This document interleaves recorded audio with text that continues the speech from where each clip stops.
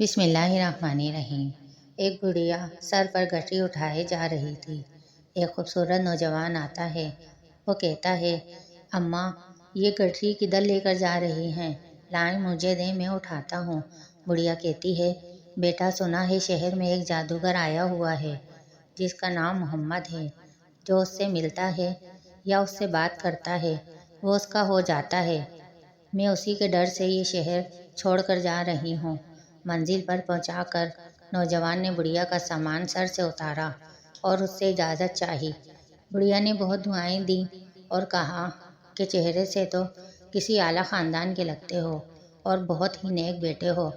تم نے میری مدد کی ہے، میری نصیحت مانو، تم بھی اس جادوگر سے بچ کر رہنا۔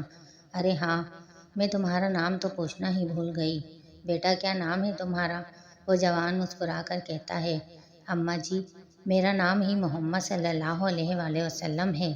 یہ سننا تھا کہ بڑھیا نے کہا، اے اللہ کے نبی صلی اللہ علیہ وآلہ وسلم، پھر مجھے بھی کلمہ پڑھا دیں۔ سبحان اللہ۔